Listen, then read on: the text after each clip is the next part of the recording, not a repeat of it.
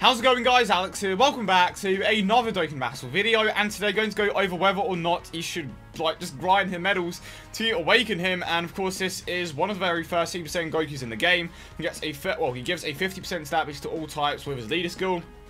Causes supreme damage with a high chance to stun. I believe that high chance to stun is around 50% to 70%. He gets a 10,000 attack boost and a 5,000 defensive boost when health is 50% or above.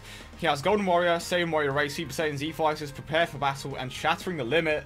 So straight away, the bad thing about this guy is that he does have a flat out increase to his attack and defense. It's not so much of an issue when it comes to defense, but when it comes to his attacks, it just limits his potential when it comes to the ability system, and it also lowers his attack in comparison to some of the other units with potential or with percentage passives, of course. And he doesn't have Fist Battle. His main attack clicks are Super Saiyan, and I suppose if you want, you can include Saiyan Warrior Race, but it's not that big of an attack lick. Main key links, Prepare for Battle, and of course he has Shattering the Limit as well. And this is the team that I'm going to, not that thing. So, and this is the team that I'm going to be using him on. So gonna test him out. He is at Super Attack 10 thanks to the crossover Goku event, which came out like months ago. Let's go ahead and jump straight into it. And admittedly, I'm not seeing that many people with Super Saiyan from Gotenks friends, which kind of worries me because it's like, well, I spent quite a few slows to get him, but not finding a friend's a bit worrying. But that's just going to be the case. As long as they keep releasing you a lead, like, every single time that they release a Dokkan event, it's like, yeah, well, it's kind of impossible to not... Well, it's kind of impossible to not get to the point where you can't find certain leads, because obviously certain people are using certain units at a certain time. But who do we have in rotation with the Goku? Honestly, he doesn't have Kamehameha, so that won't... And I think... What just happened? My face cam just decided to not... Okay, there we go. It just decided to be like, yep, I want to stare at the ceiling. So, let's lead with a Super Saiyan 3 Gotenks, who has that Super Attack 1, but Vegito should take care of things regardless. Of course, we have the Goku in the next slot. We have Pan there as well. And of course, if you want me to go over any of the other units, let me know in the comment section down below. And I actually did awaken quite a few of them. And I've got another unit in particular to Super Attack 10. So probably going to do him next. But some of them don't really stand out to me all that much. I don't know. I suppose I will grind all of them eventually, but I won't showcase them in a video. Probably will go over them briefly, but I believe Monty actually made a video on certain ones, so if you want to go ahead and check that out, obviously you can. But I'm actually showing you what the units can do in a team at their best. So now we have the Goku and the Pan, so probably going to stick with that rotation, to be honest. Yeah, the lack of Super Saiyan kind of hurts here. Thankfully, Gotenks can't...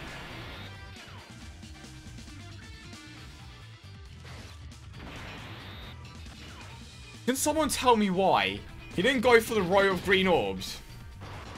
Well, and keep in mind, he doesn't have any free potential system buffs. I'm trying to showcase units with free buffs now, but it's like, I'm not going to do that on global. On JP, it's easy because it's like I have a nice amount of orbs, but it's also a much better system. Whereas on global, it legit takes you like 20 minutes to do the entire thing, and I'm just like, yeah, it's not going to happen. I think low-key... Always, I mean, we're not going to find out. I was about to say low-key, the Super Saiyan Kaiken Goku is going to hit harder than Super Saiyan 3 Gotenks, which would make sense because he is at Super Attack 10 and has several potential system buffs. But then again, the 11 key on Gotenks just hits so damn hard. Well, let's try the Super Attack this time around. Maybe we can get a Super Attack to go off, and there we go. And give him the boost from Pan as well. Again, he can stun. His main use is stunning, but his biggest issue with stunning, and most of you know by now, it's just that there are so many events now that don't allow you to stun. It just makes him kind of useless. So unless he does something good with his attack, it's just like, well, it's just not worth running you.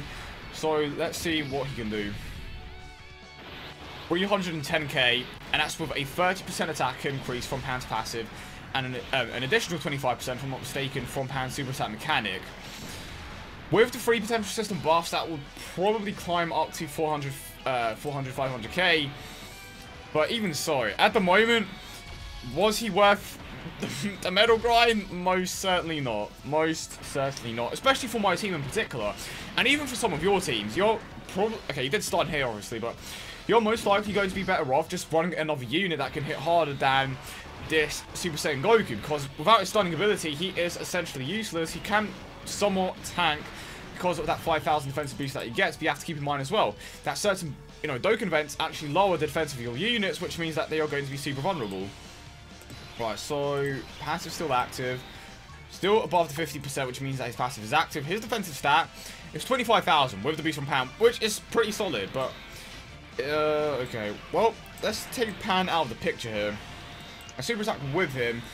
Maybe we can get these stuns to go off. And you know what? I'm going to stick with this. We have a time advantage, and I believe that... No, wait, can we start against it? No, we can't even start against this event. See, that is the biggest issue. And without the boost from Pan, it goes down to just under 300k, which isn't bad, but... Again, if you don't have that many options, he is a good choice. I wouldn't necessarily use Kai's on him. If you have a ton of Super Saiyan Goku just laying around, yeah, go ahead and get him to Super Attack 10. But overall, I wouldn't say that he's worth the Kai's by any means. I mean, if you have any crossover Gokus left over, go ahead and feed those ones into him, because it's like, well, it's a free Super Attack 10. And I made sure that what I did with the crossover Gokus is, well, let's actually, can I avoid a super attack here? Because I don't want to take him out just yet. Alright, looks like we're rolling with this.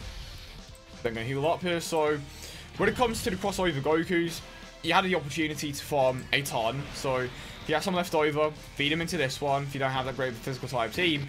But there are just so many good options, and you're seeing that right now. If you don't have the Super Saiyan Kaioken, who is at the moment an extremely exclusive unit, because he hasn't come back yet, maybe you have a Super Saiyan 2 Great Saiyan Man, you have a Vegeta Blue, you have a Pan, maybe you have a Super Saiyan Trunks, who is another good unit with a percentage passive. You have the Kai Gohan. There are just so many good options for this team, and personally, when it comes to my team, was he worth it? No. When it comes to a team that you are using, potentially, but for the most part, probably not. Even for a beginner team, he honestly isn't that great, because stunning is essentially useless at this point, which is a bit of a shame. They took one of the, I'd say, most creative mechanics in the game. I mean, it's not like super creative, but it was different from anything else, right? Even the ceiling. They took that mechanic and they just made it useless to make the Dokkan events harder, which obviously is something that a lot of people wanted, and I'm not complaining about that, but when it comes to the relevance of certain units, it kind of does make them less relevant. So I'm going to say that he wasn't worth the medal grind, but he may be for you. I will say that not, like 75% of the time, he won't be worth the medal grind unless you are just starting off. But even then, there are going to be better options. Even a unit I completely forgot about, Super Saiyan Gotenks, who steal super attacks. Actually, okay, never mind. Yep, just never mind. But again, you can't steal against this event in particular. But the point is, at the very least, the Super Saiyan Gotenks has a semi-farmable super attack, and he can also hit relatively hard. So he at the very least has something else about him apart from just his stunning, whereas his Goku is pretty standard. Unfortunately, he does end up having that flat out increase, and this isn't me bashing the unit, it's just me, being realistic about what he can do and what he can't do. Before, I would have said that he's easily worth the medal grind, because stunning was easily one of the best mechanics in the game. Dokkan events were tough. Sometimes it was kind of hard to get past certain events if we didn't have certain units. So I will say that prior to these newer events, 100% worth the medal grind. But now, when we are entering an era of stunners not being as useful, it's just like, is there really any point, unless you want an additional unit on your team to fill that last slot, or maybe you want a unit that can hit relatively hard for your team and provide that additional bit of support. I think I've pretty much gone over everything. Again, I'm not bashing the unit, I'm just basically giving my honest opinion, and from my perspective, he wasn't worth like the medal grind at all. Again, you may just want to awaken him for the sake of awakening him, but for the most part, even for someone that doesn't spend that much money on the game, he may not be worth your time because you have better units. Let's quickly go over to just looking at my physical type units now. I actually forgot about a few really good ones. You have the physical Super Trunks, you have Ultimate Gohan, Kaioken Goku, Rage Trunks, Super Saiyan 2 Goku, Super Saiyan Pod, just so many great options. And the majority of them are support units, and it's okay to run support units because at the very least they are providing something consistently every time that they are up. They aren't providing anything offensively that much, but at the very least they are making your other unit stronger. And I will say that at the very least there is a certain scenario where the Super Saiyan Goku could work, and let's just say you don't have that great of a physical type team. So even though the stunning doesn't work on the last few stages of a Dokkan event, you could very well utilize his stunning for the first stages where it does work, so you can save the majority of your items for the later stages. So if you are in a position like that where you don't have a great team, but you could utilize the stunning in the first few turns, or the first few stages, I should say, you can go ahead and do that. That is a scenario where he is definitely worth grinding those particular medals. I could potentially see him working very well on the Super Battle Road mode, but for the most part, each want units that can hit extremely hard, so it's a double-edged sword, really. For the most part, I would say that he isn't worth it, but then again, there are particular scenarios, very specific scenarios, where he is worth the medal grind. But as always, hope you guys did enjoy the video, and if you did, don't forget to leave a like and subscribe for more. Hope you guys have a wonderful Christmas, and I will see you all in the next one.